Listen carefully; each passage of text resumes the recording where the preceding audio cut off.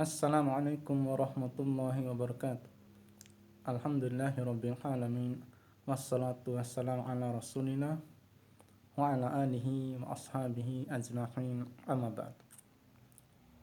Alhamdulillah, kita panjatkan syukur kepada Allah Subhanahu wa taala yang telah memberikan nikmat kepada kita semua sehingga kita bisa melanjutkan ke materi selanjutnya, yaitu tentang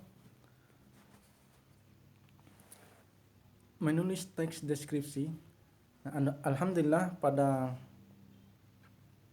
pertemuan sebelumnya kita sudah mengenal tentang unsur-unsur kebahasaan tentang teks deskripsi. Nah, selanjutnya kita akan berlatih menulis teks deskripsi. Nah, bagaimana caranya? Baik, kita bahas satu persatu. Nah, dalam menulis teks deskripsi, langkah pertama yang harus kita lakukan yaitu menentukan topik atau tema dan objek yang akan dideskripsikan. Nah, selanjutnya itu, apa itu topik? Nah, topik adalah pokok pikiran yang menjadi inti dari hal yang akan ditulis. Contohnya, kita akan membuat teks deskripsi dengan topik hewan. Tentukan hewan apa yang akan diceritakan, dari sudut pandang apa. Nah, misalnya topiknya adalah kelelawar, maka subtopik atau subtemanya adalah ciri-ciri khusus kelelawar. Nah, langkah kedua yaitu menentukan tujuan. Nah, setiap hal yang kita lakukan pasti memiliki tujuan. Demikian pula tulisan, pasti ada tujuannya. Tujuan harus ditetapkan agar penulis memperoleh gambaran tentang persoalan yang akan ditulis. Menulis juga menjadi terarah dan fokus. Pembaca akan menangkap maksud tulisan karena jelas tujuannya. Contoh dalam tulisan ciri-ciri khusus kelelawar. Tujuannya yakni mendeskripsikan kemampuan khusus kelelawar yang tidak dimiliki oleh hewan lainnya. Langkah selanjutnya yaitu mengumpulkan informasi atau bahan tulisan. Teks deskripsi yang baik adalah yang kaya akan informasi. Agar tulisan yang kita buat kaya akan informasi, maka kita perlu mengumpulkan informasi atau bahan. Dalam tulisan soal ciri-ciri khusus kelelawar misalnya, kita tak perlu mempelajari semua tentang kelelawar, cukup kumpulkan bahan tentang keistimewaan kelelawar. Nah, bahan juga bisa kita dapatkan lewat observasi atau pengamatan. Nah, langkah selanjutnya membuat kerangka tulisan. Kerangka tulisan adalah garis besar cerita yang akan dituangkan dalam sebuah tulisan. Kerangka dibuat sebagai panduan dalam menulis. Dengan demikian, tulisan memiliki alur yang jelas, teratur, dan enak dibaca. Contoh dalam tulisan soal ciri-ciri khusus kelelawar. Kerangka tulisannya yakni kelelawar bisa terbang.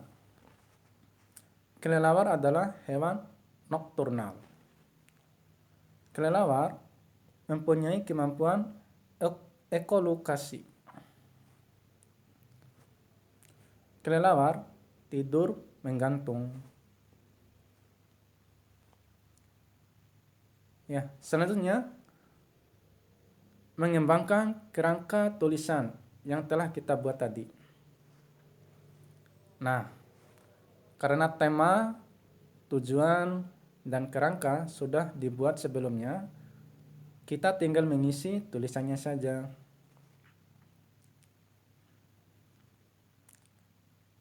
Nah, ini adalah kerangka yang kita buat tadi. Kelelawar bisa terbang. Kelelawar adalah hewan nokturnal. Kelelawar mempunyai kemampuan ekolokasi. Kelelawar tidur menggantung. Nah, ini adalah contoh hasil dari kerangka tadi, kerangka tulisan.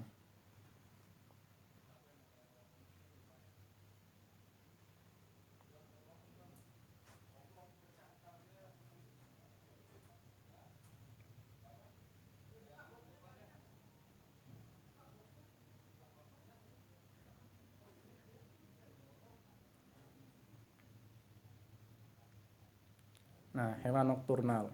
Kelelawar merupakan hewan nokturnal.